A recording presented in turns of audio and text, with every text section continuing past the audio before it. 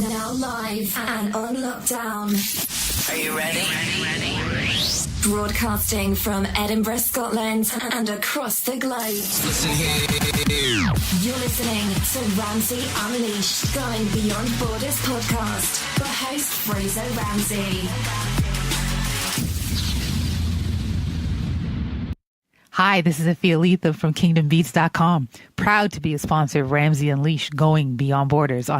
We're on Ramsay Unleashed, Going Beyond Borders, and I have a guest all the way from Virginia in USA. And his name is Tony Davis, or if you want his Sunday name, it's Anthony Davis. But we're about to interview him. Yeah. We're about to interview him regarding his life. I like to interview different people from different backgrounds in their life, people who have gone through things like the typical health issues of like diabetes, things like depression, or not just how they are dealing with that to help others going forward. So, as I say, going forward in the show, we will have our standard 60-second singing tips from BENITA Charles, BENITACharles.com, who is from New York. She's a singer, she's an artist, and we'll be playing her 60-second and motivation singing tips later in the show. We'll also be having Lisa Moen, a country singer from Canada, her latest single, her latest song we'll be playing. I look forward to hearing that in the show. And we'll play one of her other songs as well, because she's got Country Girls Rock and Roll, which is a great song. We'll play that in her latest one, which is just out. So it's all good fun. So I'm interviewing my guest, which is Tony Davis from Virginia, USA. He is on Ramsay Unleashed, Going Beyond Borders. My aim as Ramsay Unleashed, Going Beyond Borders is to interview people across the world and get their brand into the UK, into Scotland, and to hear their inspirational story about their lives and how, by listening to them, they will then be able to impact others through the people listening to the podcast. So, Tony, welcome to Ramsay Unleashed, Going Beyond Borders, and thank you for coming on the show. It's such short notice. Thank you. Oh, you're welcome, Ramsay. You may call you Fraser, Ramsay. Take your pick. I call you both all the time. Either way, whatever's easy for you. Thank you for having me on, Fraser. I really do appreciate it. Especially since I don't do this much stuff. Well, we are taking you down an unleashed path, and we're taking you out of your comfort zone. So this is going to be a good experience for Tony Davis. I have done this a few times on my own. Mostly it's just very impromptu for me. But me being on the receiving end, it's a little bit more different. Don't worry, you'll be fine. You will be fine. So, we are doing this on Get Vocal again, like I did the last interview with Pat Voss. It has been recorded live on a video, but for those who will be hearing on the podcast, it's the same standard that we'll be taking slight breaks for obviously the music and our BENITA Charles 60-second singing tips and our supporters out there who support us, etc., etc. So, Tony, tell us. Now, we had a brief chat before the show to get a bit of a background on what Tony goes through and what he does. So we're going to talk about he's got type 1 diabetes. We're going to come into that down the line in the show. We also he struggled with depression as well. But we're going to talk about Tony. Now, you were saying you live in Virginia now, but you were in North Carolina, was it? I should start from the beginning by just reintroducing myself. Okay. My name is Anthony Davis. I go by Anthony. Sometimes I go by Tony. To be formal, I go by Tony Davis. I'm 44 years of age. I'll be 45 in November 5th. At the age of 6, I found out that I had a very slight case of cerebral palsy. Which we talked a little bit about that. Okay. Most of what the slight case of cerebral palsy did was it affected my feet and my legs to the point that my ankles didn't work properly very, very well. I was very flat-footed. I was flat-footed as a kid, still am to this day. It just caused a lot of muscle cramps, muscle spasms, in my feet and my legs. And that was just a very minor thing in my life compared to what I deal with now. I still deal with cerebral palsy to the point that back in 2000, I had to get tendon linking surgery to fix what was going on. because the tendons had gotten to the point my feet were just basically dragging on the floor. Right. And so they fixed that, and now I'm pretty much flat-footed for the rest of my life. So anyway, fast forwarding from 6 till about 14. So what you want me asking, what actually, do you know, did you find the reason of why you got cerebral palsy? Put my teeth in for that one. I never did, and I never really thought to ask, and I really didn't really want to, because I was a kid. I wanted to live a normal kid life, and I did find out later that most of the time cerebral palsy is caused because of a lack of oxygen, either in the birthing process or after the birthing process. And so I just kind of assumed, okay, yeah, there was a fluke, and I didn't find out until I was 6 years old that I had it. And we just kind of like, what were the signs? What were the signs that your parents were seeing at the time?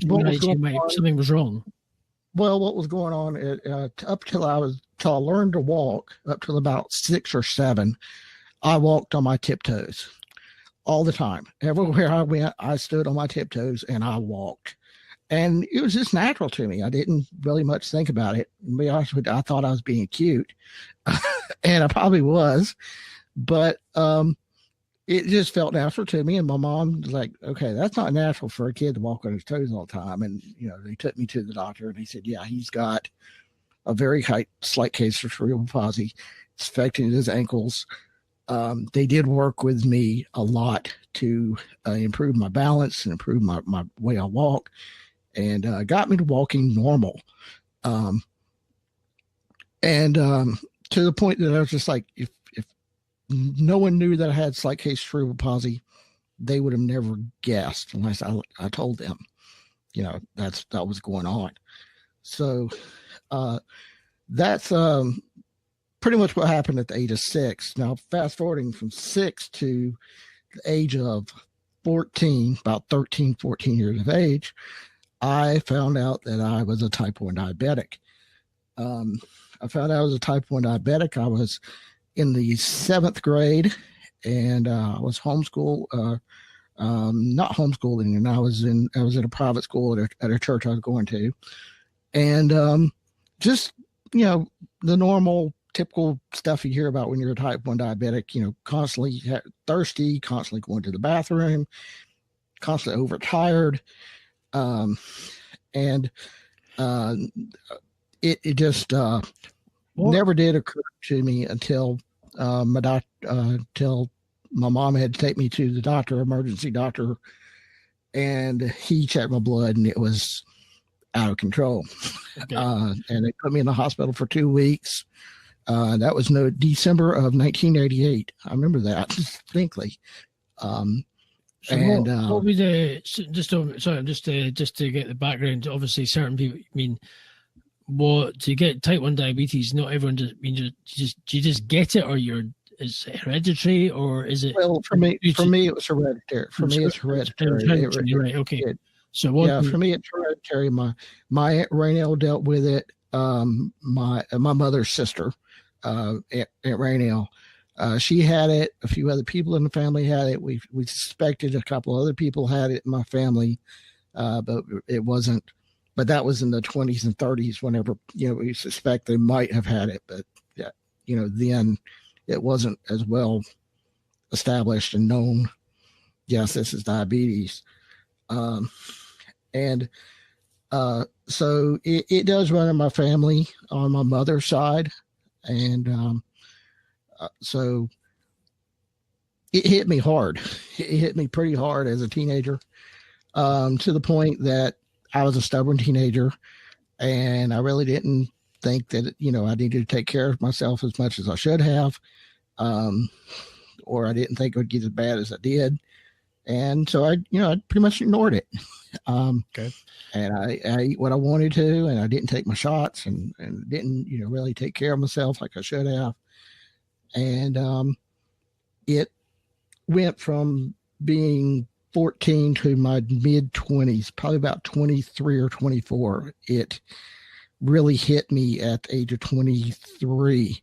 Right. When I had a car wreck, I rear-ended somebody coming home from college, and rear-ended somebody, and the impact of the wreck, it shattered my right ankle to the point that now I have an artificial ankle in my right foot.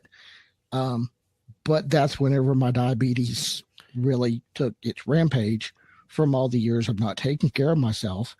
And so I started developing diabetic retinopathy, which is leaking of blood and fluid in the eyes. Started getting diabetic nerve problems, and where my nerves was tingling all the time, and they were pretty much just dying is what the problem was. So just quickly, backtrack a little bit. So you said you were homeschooled up until what, or did you go to a main school at all? Well, I was in homeschool from my 8th grade year to my junior year, the end of my junior year. What age is that?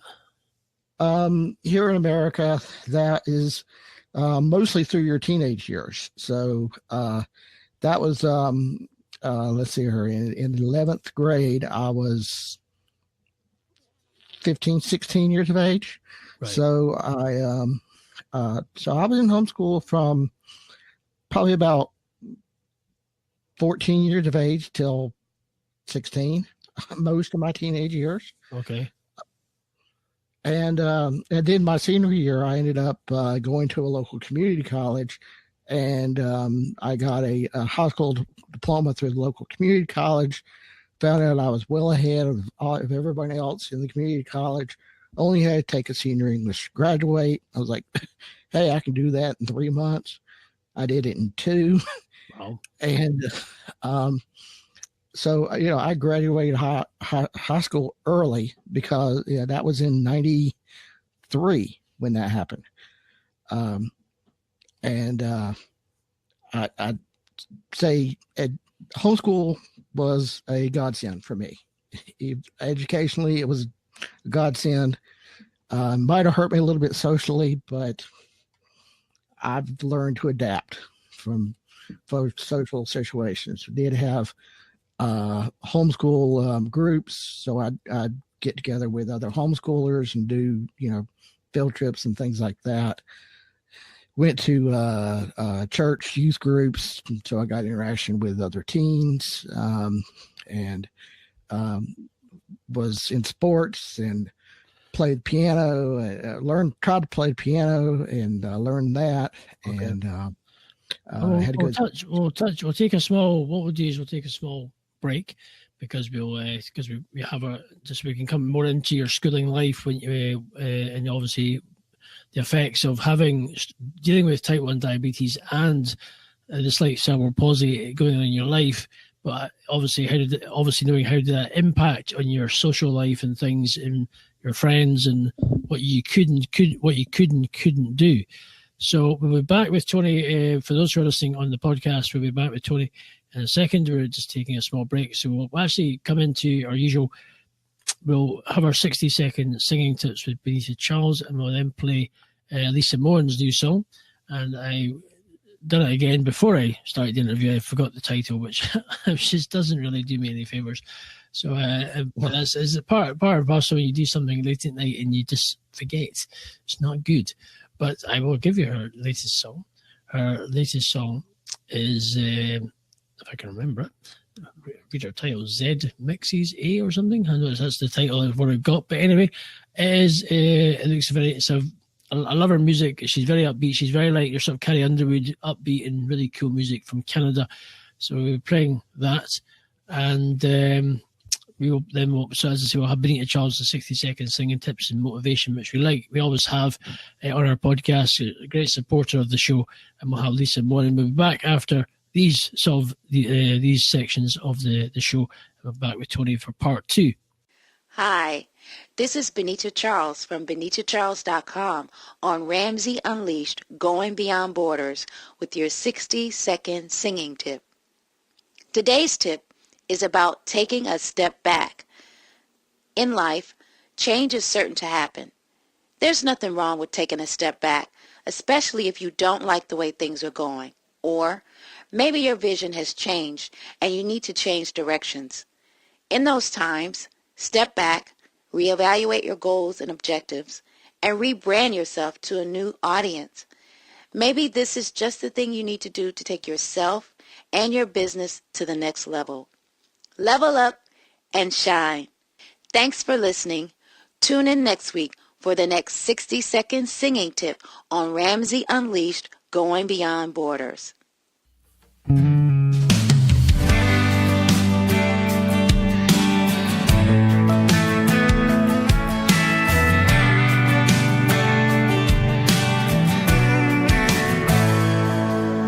Sitting here just thinking, am I gonna be okay? Everything was magic, and then life got in the way. I called you on the phone, and I knew you weren't alone. Another lonely night here at home. Tell me that it's not really over. Tell me I ain't wasting my time. Tell me that it's not really over. 'Cause I'm starting to go out of my mind. Wondering if you're really mine.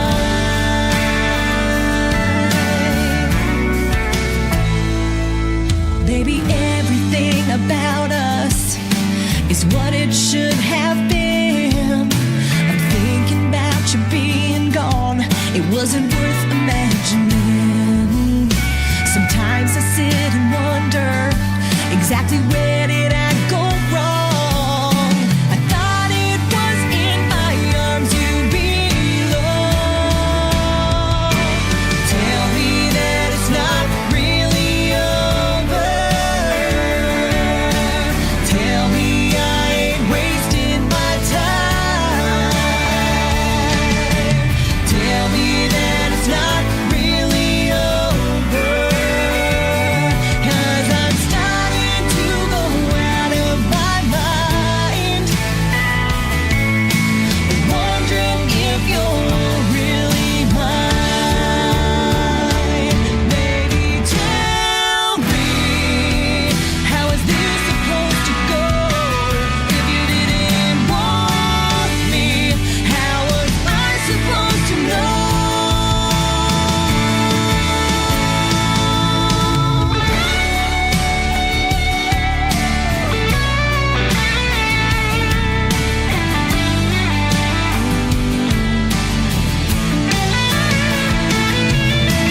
Tell me that it's not really over. Tell me I ain't wasting my time. Tell me that it's not really over. 'Cause I'm starting to go out of my mind. Wondering if you're really mine. Sitting here just thinking, am I gonna be okay?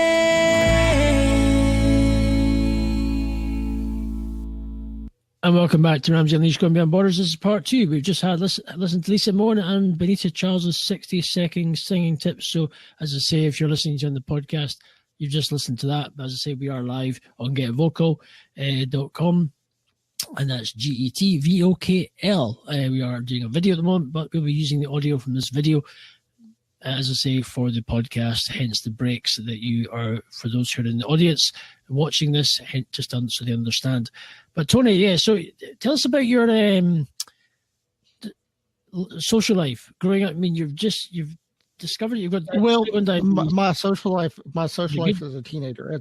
As a kid, I was a very outgoing kid. I was a very emotionally stable, outgoing kid. Never met a stranger as a kid. As a matter of fact, I was always the very first one to come up and say, "Hey, my name's Tony. What's going on?" You know, and almost to the point I was annoying and kind of a little bit nerdy Okay. and annoying. And what happened was at probably around 14, 15, just to make a long story short, and I don't want to go on details, I didn't deal with rejection very well. At the age of 15, I approached a group of girls that wanted to be friendly with, just, nothing more than that. I just want to be friendly. And I come up to them and then, I said, "Hey, my name's Tony." And they pretty much just snubbed me and kind of like, "So, give me that attitude." And that was the first time that had really ever happened to me, to the point I was like, what was that? So, I approached them again. I said, "Hey, my name's Tony." And, they kind of, gave me the little snub again. And it took me from a very socially outgoing kid to the point that I was scared to death to even talk to anybody. I mean, I just went from that one extreme to the other. Okay. That still affects me today. Even at 44, 45 years of age, that still affects me today. It wasn't until I was about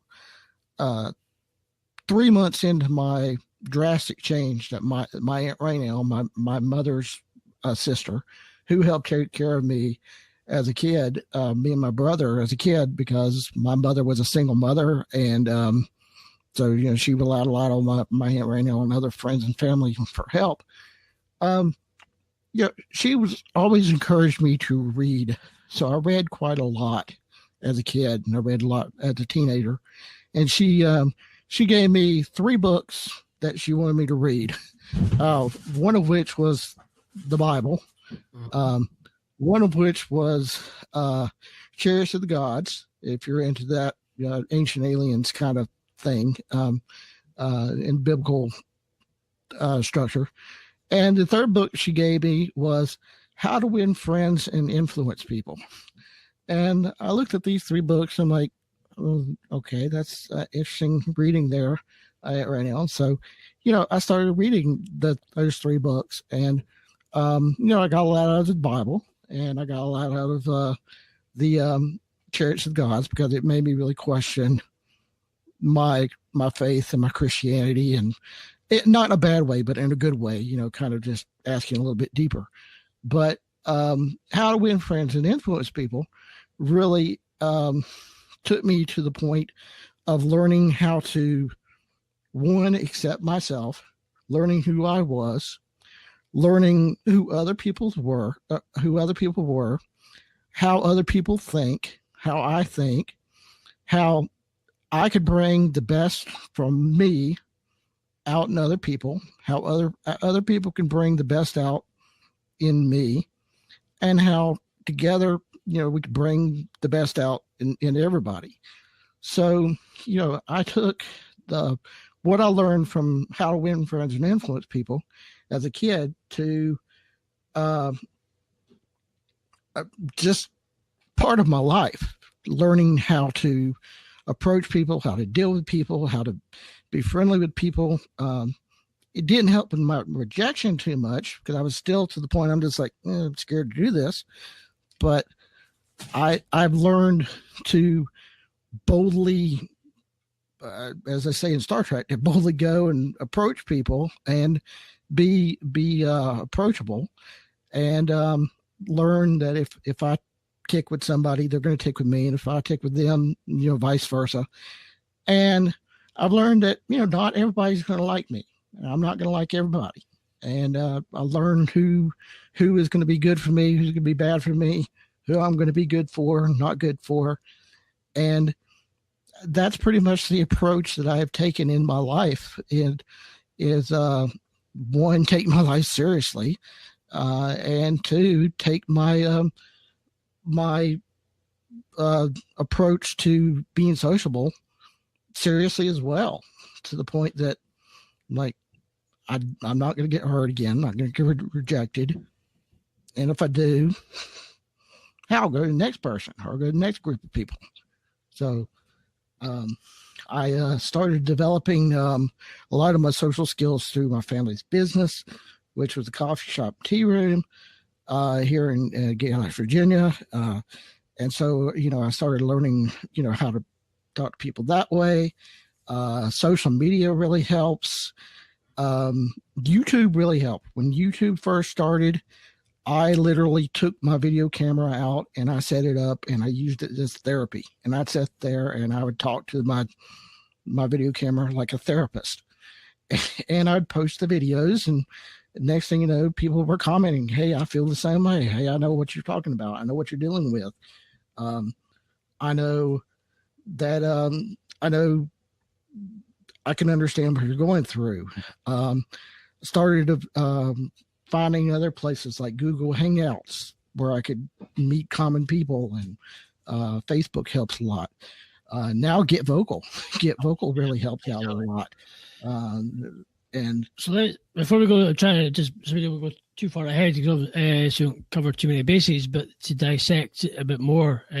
So we're reading all the books, and I'm guessing obviously, but it sounds like they obviously helped you to sort of get back on track a little bit. But do you still have that sort of kind of fear that you might be rejected still from then after reading all these books and the knowledge you have to like even just approaching people like you used to do, but you're not sure because you're still a bit sort of anxious because you might get rejected again? Well, I mean, I still deal with it to the point that it's going to be part of my life forever. And it's part of everybody's life. You deal with social situations all the time. Also keep in mind, as a teenager, I was dealing with health situations, and even more so in my 20s because it all caught up to me. And dealing with my spiritual issues, that was because we went from a variety of churches, everything Baptist, Wesleyan, the Methodist, Church of Christ, Church of God. So, I got a whole little gambit of. So what was the reason why you went to all these different denominations of churches?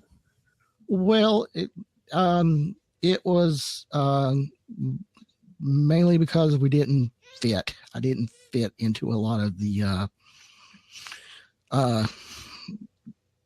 mainstream churches. The very first church I went to was a charismatic church, a non-denominational charismatic church, and happy clappers.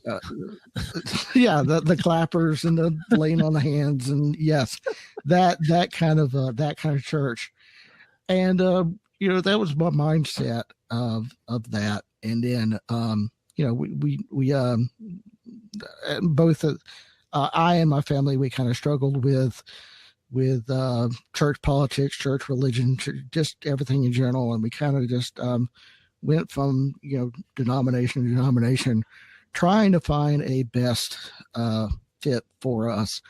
And I'm kind of glad that I went through that as a teenager and young adult, because it kind of gave me a unique perspective of God. He gave me a perspective of a Gnostic point of view, not agnostic, Gnostic. Gnostic coming from the Greek word gnosis, which is from the word knowledge. And all my belief in a higher power is knowledge based. So I do believe in a higher power. I am convinced, without a shadow of a doubt, through a lot of faith, that there is a higher power. But the best way to find it is through knowledge and through constant searching and seeking of him and his will and his plan for you. And sometimes the plan is rocky, and sometimes the plan doesn't go quite as scheduled. And so, would you describe yourself as a Christian or a non-Christian, just searching? No, I wouldn't consider myself as a non-Christian, not an atheist at all. As I said, I do have a very firm belief in a higher power, and in God, and it's all biblically based, and it's all based on the 66 books of the Bible, but then there's some other stuff in there too, because I've read the Dead Sea Scrolls, and I've read the books of Apocrypha, and I've read some of the other, religious texts. And I'm kind of like, okay, yeah, this stuff fits, but it's not, accepted. It just kind of fits and kind of goes in there. And so for me, it's more of a Gnostic approach. I have a firm faith that there is a higher power, and that in Jesus and God and the Holy Spirit. But there's a little bit more to the jigsaw puzzle that you need to understand to get a more deeper understanding. Does that make sense? Yeah. What? I think obviously you want from a point of view of maybe slightly different cultures, and with me being in the UK and yourself in America, I would probably say, to my definition of that, is you're still kind of searching a little bit, and you're not quite knowing that you're not satisfied. And maybe there's sometimes in these cases, if you overcomplicate something, it can be quite simple. You're never really going to be satisfied, because you're just constantly going to search. You're constantly going to want to know something, or you find some new knowledge that's going to attract you, and attract you to want, and constantly over, almost like brain overload of knowledge, because which is not, it can be maybe for healthy. And for some people, it is a TMI approach, too much information, and that's great and wonderful. But for somebody who constantly asks, why, what for, how come, explain a little bit more of that. There's a little bit more of that story than what you're telling me. Then, it's a wonderful approach to take, to the point. It's like, it kind of adds validity. Does the way you do things, does it impact or change your life in any way? It does, to the point where, like I said, since I deal with a lot of health issues, and I've learned that in my life, if I don't deal with my health issues very seriously, they will get worse. And I've had a few close death experiences already through my health problems. That if I don't take care of myself, I will get sicker and sicker. So, and the same thing with my knowledge, my search of knowledge to give validity towards a higher power. That, it's a thing you take very seriously, and sometimes you have to go a lot on faith and to get where you're going. Okay, so talk about your health a bit. You said that obviously there's times in your life that you didn't really take care of yourself, and the effects, obviously. And around about the age, it was in your 20s, stroke 30s, that your health just took a nosedive, and you're talking about these near-death experiences as well. Like I said, I developed slight case cerebral palsy when I was 6, and then type 1 diabetes when I was 14, and I didn't really take care of myself. And in my mid-20s, my diabetes just kind of went on a rampage with me because of a car wreck that I had, and started developing diabetic eye problems and diabetic muscle problems and nerve problems and everything else. So, that kind of kicked my butt a little bit, to the point like, I'm going to get this back under control. And in 97, my what's it called? The glucose reading. A1C, the A1C here in America, it was at 13, which is very dangerously high. Right. It went from 13 in 97 to in 06 down. I had it down to 6.2, which was very acceptable, because nowadays they want it between 5 and 7 all the time, the A1C. And so now it's a constant struggle of just keeping it at around 6 to be acceptable. A few years ago, I found out I had a heart murmur, and my doctor really wasn't too concerned with it. He just said, "Oh, you got a heart murmur. We'll keep track of it." And He monitored it every year, doing an EKG. And then about 3 years ago, I developed the heart murmur got worse to the point it's like, yeah, I believe you have an enlarged heart. And I did. I had an enlarged heart. Found out that my vertical wall in my heart, the had protruded over into my right hand chamber. You have 4 chambers in your heart. Excuse me. You have 4 chambers in your heart, and my vertical wall was protruding over into my upper right hand chamber to the point I was only getting 20% of blood flow in there. Right. So I'm like, oh. So they like, well, is this diabetic related? And it's like, yeah, it could be. You know, diabetes complicates everything. So sure, this could be another related thing. So I started, a friend of mine started taking me out on walks every day and started taking me out on bike rides every day. Went on adult tricycle that I have. And I started to really take that under control to the point that a year ago, last year, I went to my heart doctor, and my heart doctor had said that my heart protrusion in my heart had improved drastically. It had gone down from 80% down to 42%. That's fantastic. It's good news. And he said, well, what have you been doing? I said, well, just been riding a bike and exercising, walking around the neighborhood. And he said, yeah, I was amazed that it was going down from 80 to 42%.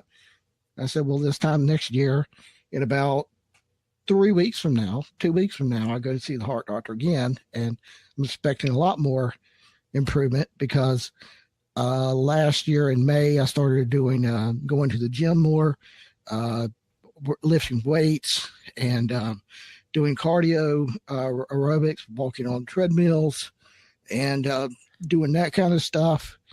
And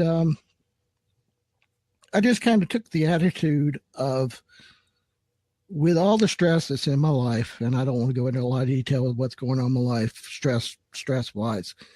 But with all the stress in my life, I do realize that God has a very big plan for me. And that through all my struggles that I've dealt with and everything, he has a very big plan for me. And that if I don't take myself seriously, and I don't take my health seriously, and I don't take my life seriously, they're not going to happen. So that's the reason I take it one day at a time, and one situation at a time, and go big or go home, to the point that I'm just like, yeah, I'm going to take this seriously. And it's going to be a bumpy road, difficult road, but I'll pause you for a second, and we'll take another wee commercial break. For those who are listening to this, we'll take a brief break. We're just a shout out to some of our supporters and sponsor. We are sponsored by KingdomBeads.com. That's Ephialithium. That's semi-precious gems. You can design your own. So if you like Kingdom Beads, you can go to KingdomBeads.com as our sponsor. We have many supporters. We have our list of them. A lot of people supporting us. We have myself, edinburghdusters.co.uk, Cleaners Edinburgh. If you're looking for a cleaning company in Edinburgh, Scotland, happily to give me a call. I'll give you a quote. We have Ideas Go Live, John Drummond, who does web design. We have BENITACharles.com, who is, as I say, we've listened to earlier in the show with BENITA Charles' 60-second singing tip. She's in New York. And we have the Guy Our Cook Report, who is a podcaster who does 5 to 10 minute podcasts on B2B business and SEO stuff. You can also go to EileenSmith.com. Eileen Smith does a lot of live streaming. She tests a lot of platforms. You can find her on YouTube. It's under ILEANE Smith.com for her website, also her name. So thank you for all the support we get from there. We get Brent Mann, who's in Tampa, Florida. He's another country gospel singer, but he's also originally from Canada. But he supports us, so you can go to brentmanmusic.com. That's Brent, BRENTMANN, music.com. And we also, big thanks to Curtis Brooks, mediaproductions.com. Curtis does lots of does websites, little videos. So if you're looking for something like a video done for Facebook or something to promote your product or brand, you can contact Curtis and he'll be happy to help you out. We also have For Humanities by Shannon Griffin. So who does t-shirts design. She's a cancer survivor, and she does lots of creating and events, Survive and Thrive. So you can if you just search for Humanities as in double T, like a t-shirt, but you can connect with her there. But big thanks to these. We'll be back after another song from Lisa Moen, Country Girls Rock and Roll. We've just heard her new song, and we'll play Country Girls Rock and Roll. We'll be back with Tony. Basically after the song, and we'll just chat a little bit more, and then we'll find out where people can connect with Tony and what Tony really his goals going forward, and what he wants to do in life, and what he wants to achieve as he's starting to take back his life. But we'll be back in a second.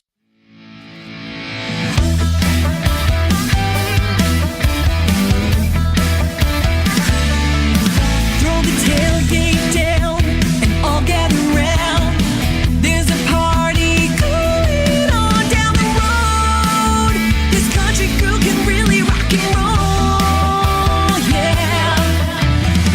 You bring the whiskey, I'll bring the fireworks. We'll party crazy and dance all night in the dirt. This country girl can really rock and roll, yeah. We'll aim high, we'll start low, so forget what you know.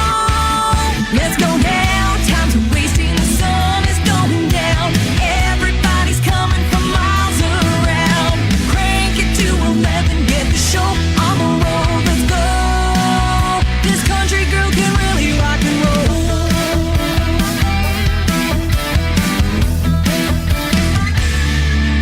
We are young, so is the night.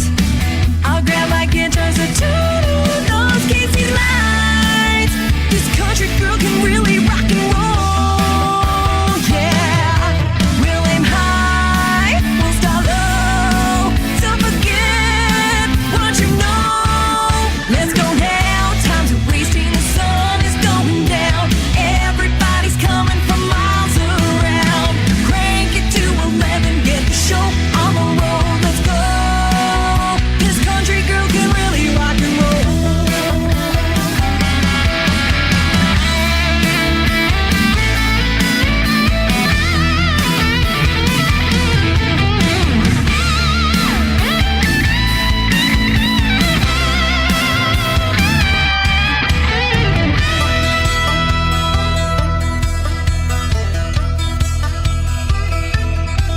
Country girls rock and roll. Country girls.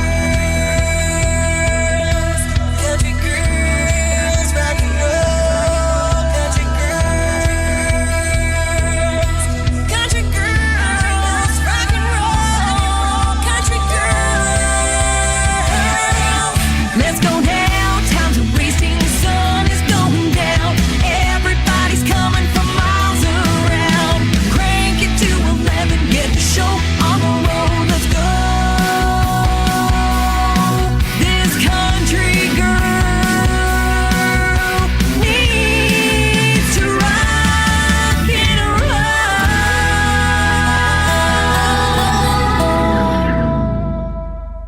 And welcome back to this next part of Ramsay Unleashed Going Beyond Borders with my guest Tony Davis, all the way from Michigan. I would say thank you for being on the show, and thank you No, Virginia. Virginia, not Michigan, but it's the wrong person. Yeah, Freudian slip there at this time of night. It is late, I'm doing it, so totally Freudian slip there. What an idiot. Anyway, but so let's. Let me ask you something. How did you cope with your depression? Did you get through? Was it medicated or was it just non-medicated? Well, during that whole time of rehab of my diabetes getting under control from not taking care of when I was a teenager, from about 20 to 23, I developed a lot of depression. And that runs in the family too. My Aunt Reno had depression, and a few other people had depression in my family as well. Come to find out that depression was a complication of diabetes. Who would have thought? But yeah, sure, it did. Anytime you're dealing with hormonal issues, like your diabetes, keeping your diabetes in control, it does help the chemicals in your body work better, so that you can function more sanely than others. So like I said, in my early 20s, I started developing a lot of health issues, and depression kind of kicked in. A lot of it was from stress. A lot of it was from uncertainty. A lot of it was just from being mad at God, in life and everything else. And a transitional period from moving from North Carolina to here in Virginia, where I am now, where I've been for the past 15 years. And so several times I did get put into a mental institution. It was kind of it really wasn't an institution. It was kind of it was a hospital for people who deal with diabetes and depression and things like that. And I did have a few therapists, and therapy really didn't work for me to the point, because they just really wanted to push pills on me. And I'm like, look, no, I take enough medicine as is, and it all complicates everything. So, just talk to me. And so, we did. We talked a lot, and I found that the more that I got my diabetes under control and my other health situation under control, my depression went away less and less. Through just having a therapist, someone to talk to, friends, family, whatever. Going out and relieving my stress by kicking cans or whatever, letting some anger out. That helped. And even to this day, I still deal with it a little bit. Not to the point that I don't think I need to get therapy or anything, but I do have friends and family I do talk to all the time, and especially here on Get Vocal and all through the world, and people here in town, they talk to me and give me a lot of moral and ethical support that way. And so for me, it was more of a thing of therapy. Talking to people helped quite a lot, and didn't need to have more medications. Well, I know you said you didn't really want to mention the stresses in your life, but what kind of stresses do you go in your life, and why? Well, for one, my health is one. That's a very big stress. Health is a very big stress. You're trying to. You're now trying to sort of change that, aren't you? You've been going to the gym quite a lot. And now, now for the past few years, I've been going to a gym and doing walking on treadmills and lifting weights and that kind of stuff. But still, health issues is a big stress for me, to the point it's just more anger than anything else. But I learned to deal with it. Like, look, if I don't deal with it, I'm going to get sicker. You don't want to end up dead. It's not really or end up dead. Family life, family situations, that's a big stress, and a big transitional period again in my life, where there's some uncertainties about where things are been going in the future. And what do you want to do? What do you actually want? Where do you see yourself in? Have you got any goals that you set yourself, or do you? I do, and I do see where God is taking me in some areas. About in April of 2015, I just happily, it was kind of like a happy accident. got thrown into the web series community. What the web series community is a group of people who makes web content for video platforms like YouTube and Vimeo and Dailymotion, and they make anything from web series to independent movies, independent films, and just stuff like that. And I got involved in that group because of the fact that I found a web series I liked, and it made me burst out laughing, and I got to be good friends with the guy who created it. And this guy's name is Jeff Burns. Jeff, if you hear this, hello. Jeff made a web series called Super Knocked Up about this superhero who got his super nemesis pregnant, and they had learned to raise the baby together.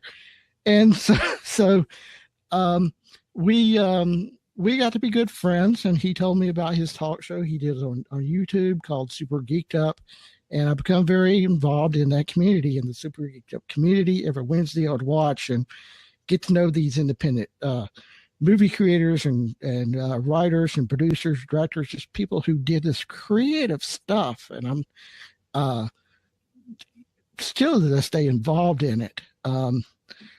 In 2016, I developed a group for them called Web Series Friends.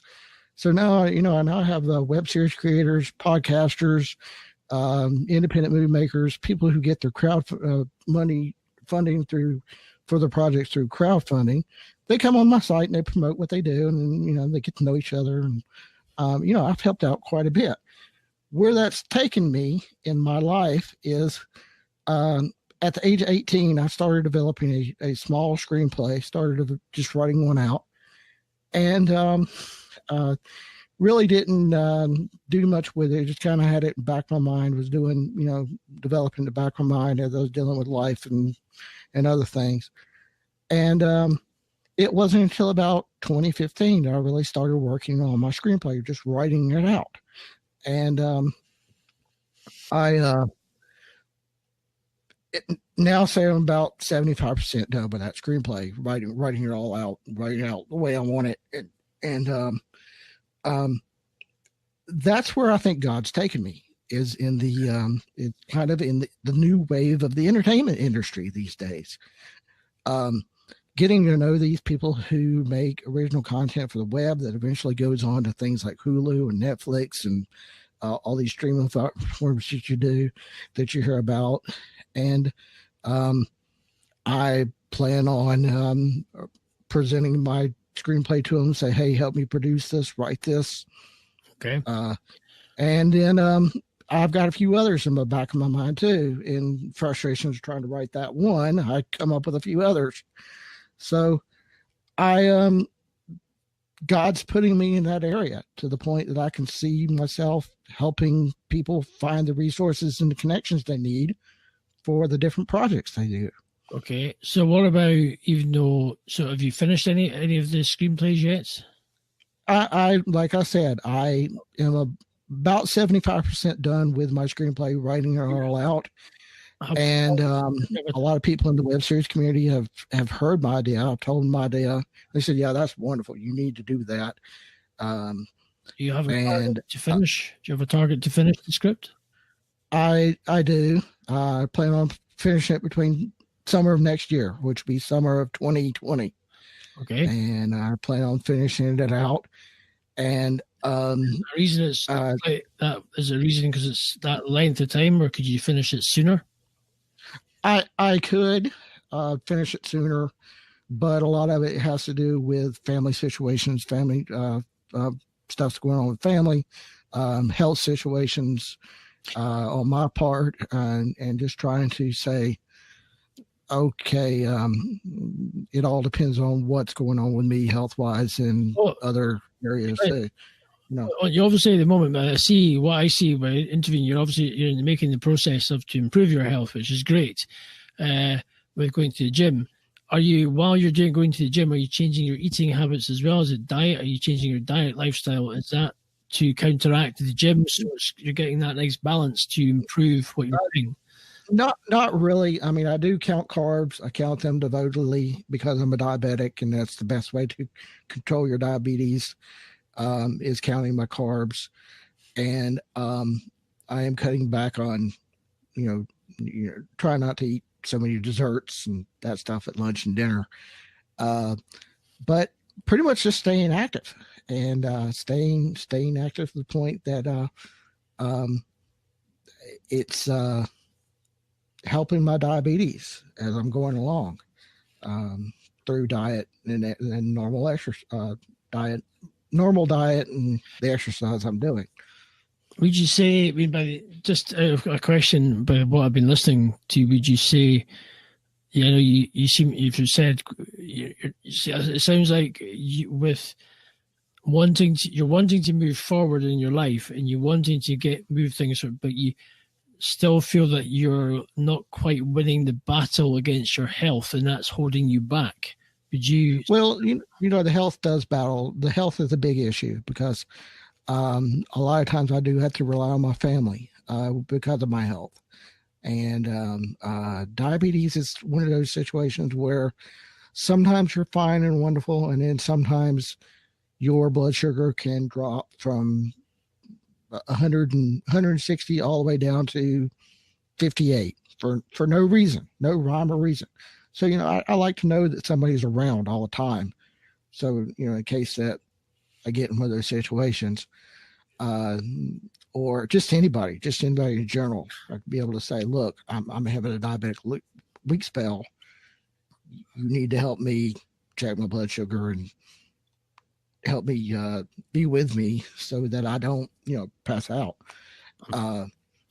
And that's kind of a thing that holds me back. And then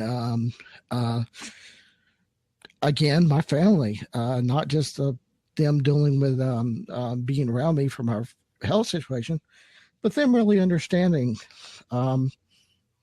it's time for him to move on and deal with life. So that's going to be another big issue, big struggle. Do you hope to? I mean, you're going to be 45. You're only a year older than me, but are you going to? I mean, what do you want to do? Do you ever want to settle down in life and have a partner and somebody? Because we all know that we're our parents are not going to be allowed, and usually are not going to be around forever, and you're going to be. It's just going to be you. So, do you have would you like to set that kind of person wants to settle down and get married, or maybe work? Well, it just be me. It'd be me and my brother, and my brother is 4 years older than me, and I have 2 nephews that are teenage years, and but pretty much it will be me on my own. I don't think my brother would take care of me if something were to happen.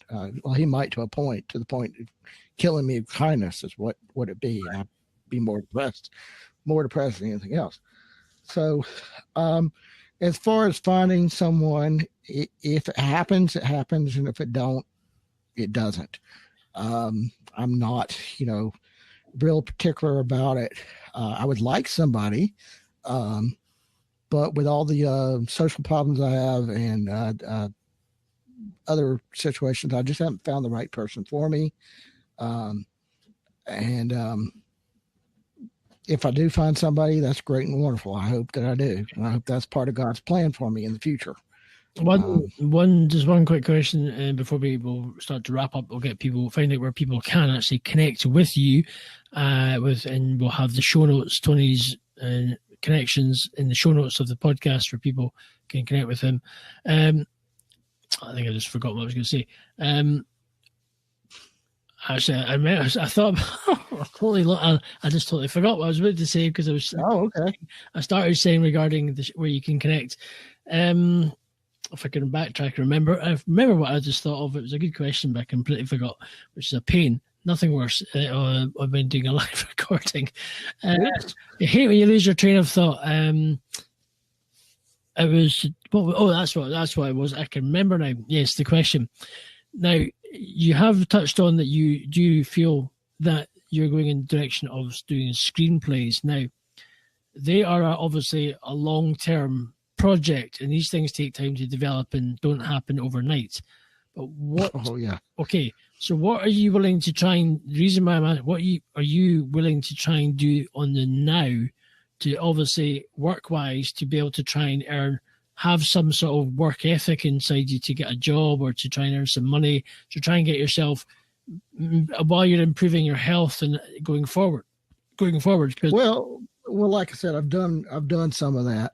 I have literally sat down and wrote a lot on my screenplay, and in the frustration of writing my screenplay, other screenplays have come up. So I've written them down and put them on the back burner while the main one is being out. I'm also connecting with a lot of people in the entertainment industry, friendship wise, and so I help them out quite a bit through friendships, and they help me out quite a bit that way. Another thing I'm going to have to do is get my health under control, and I've been doing that quite a bit. One of the things that's going to be coming up in the next few years is actually dealing with the American government, as far as for the past since '98, I have been legally disabled. And getting help through Medicare and Medicaid. Okay. And I'm going to have to go to the American government, my caseworkers, and say, look, I think I can work. I need to have a job. I need to have some kind of job. This is what I plan on doing.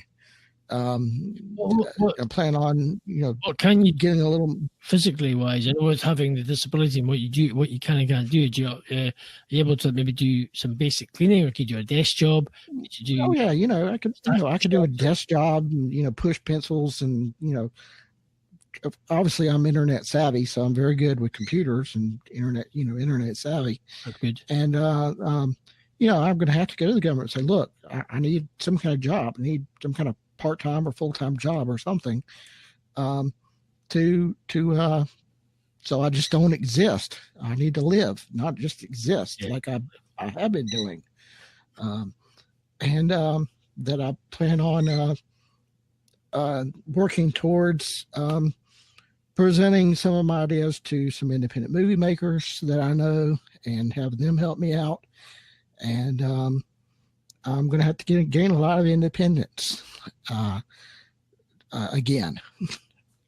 Not a bad thing. It's not a bad thing. But what we'll do is we'll find out, Tony, where can people can wrap things up? Where can people can connect with you? Where can they? Well, there are several places you can connect with me. Like I said, I am on YouTube. If you want to see my vlogs, which I put up vlogs, family videos, progress in learning to play the violin and everything. Put them up on there on my blog, which is youtube.com/listersmate2, LISTERSMATE, and then put the number 2 on there.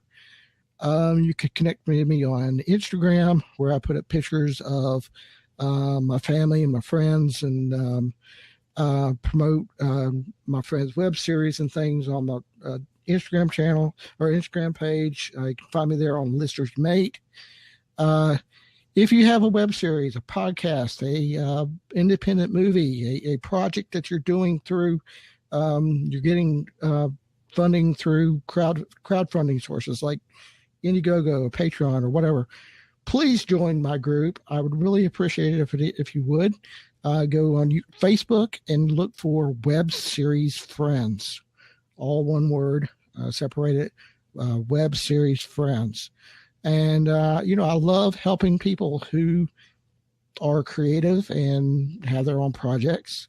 And you'll find lots of people to connect with on my group, a lot of people who support you, and we'll help you. No questions asked. We don't ask for money. I don't ask for money, just maybe an occasional thank you every now and then. But again, you can find that on Facebook at Facebook Friends, Web Series Friends. And also you can find my like page for my YouTube channel, which is just put in Listersmate and you'll find me there. And if you would like to email me, you could email me too at listersmate@centurylink.net, LISTERSMATE@centurylink.net. Well, thank you for that. Well, as I say, we'll have all these Tony's show notes on the list of the podcast if you're listening on the audio version of this. So, as I say, it's been great to have Tony on Ramsay Unleashed, Going Beyond Borders, all the way from Virginia. I get it right this time. As I say, big thanks to all our supporters. We've had music by Lisa Moen. We've had our 60-second singing tip by BENITA Charles from BENITACharles.com. And we're grateful for all the people who are involved with Ramsay Unleashed, Going Beyond Borders. We are going to be having a new platform soon. Watch this space, something that's going to help us go more viral. And also we're looking to, I always like to support people. We like to support people with music, upcoming artists, taking their music from the local scene to a more global scene on Ramsay Unleashed, Going Beyond Borders. As I say, we are in Edinburgh, Scotland. We are using a platform from getvocal.com. We thank you for them. Thank you for the service they have provided.